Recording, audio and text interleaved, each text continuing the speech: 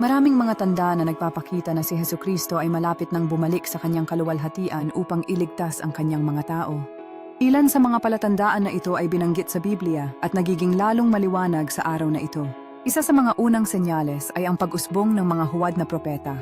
Marami ang gagamit ng mapanlinlang na paraan upang mapasampalataya ang mga tao na ang kanilang mga himala ay talagang gawa ng Diyos. Gayunpaman, kapag sinuri mo ang kanilang mga gawa, makikita mong hindi kailanman makikibahagi ang banal na espiritu sa ganitong uri ng tao. Ang mga tao na ito ay madalas na namumuhay na hinihimok ng kasakiman, kayamanan at mga makamundong kasiyahan tulad ng nakasaad sa Mateo 24:24. Nagbabala ang Biblia na sapagkat ang mga huwad na Mesiyas at mga huwad na propeta ay lilitaw at gagawa ng malalaking tanda at mga kababalaghan upang mandaya, kung maaari, pati ang mga pinili. Isa pang tanda ay ang maraming bansa na mag-aaway laban sa isa't isa. Ang mga digmaan at balita ng mga digmaan ay dadami sa buong mundo, tulad ng sinasabi sa Mateo 24:6. Tinitiyak sa atin ni Jesus, maririnig ninyo ang tungkol sa mga digmaan at mga balita ng digmaan, ngunit tiyakin ninyong hindi kayo mababahala. Ganitong mga bagay ay dapat mangyari, ngunit ang wakas ay darating pa. Ang mga natural na sakuna ay isang mahalagang tanda. Magkakaroon ng mga lindol sa iba't ibang lugar, ayon sa isinasaad sa Mateo 24:7. Inilarawan ito ng Biblia. Ang bansa ay babangon laban sa bansa at ang kaharian laban sa kaharian.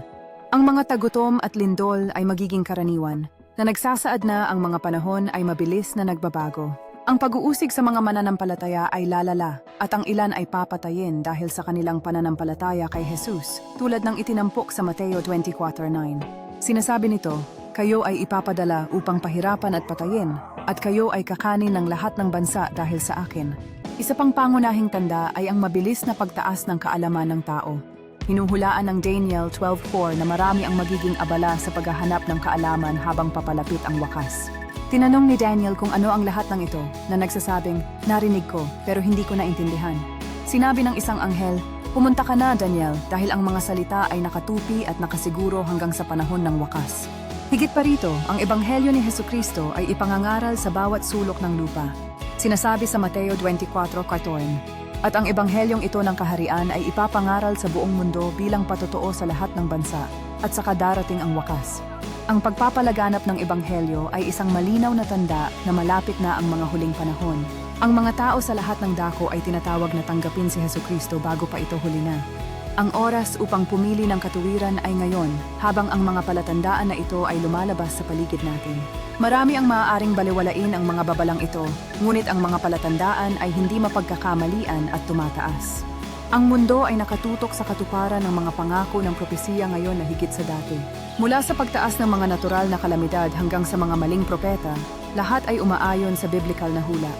Ang pagtaas ng digmaan at tunggalian ay nagpapahiwatig na tayo ay malapit na sa kaganapan ng mga palatandaan na ito.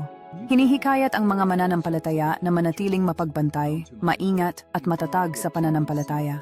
Ang dakilang utos ay nagtuturo sa mga nananampalataya na ipahayag ang ebanghelyo sa bawat lahi at tribo.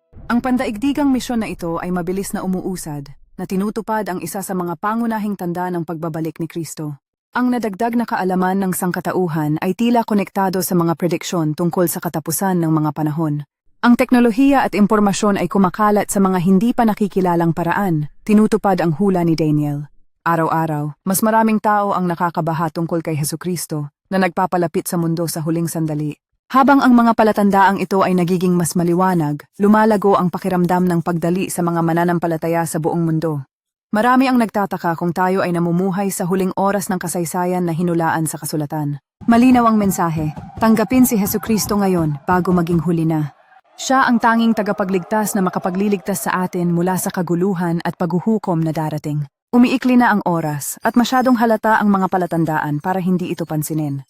Ihanda natin ang ating mga puso at kaluluwa para sa kanyang nalalapit na pagbabalik. Maging mapagbantay, ipahayag ang mabuting balita, at mamuhay sa pananampalataya at pag-asa para sa makapangyarihang pagdating ni Kristo.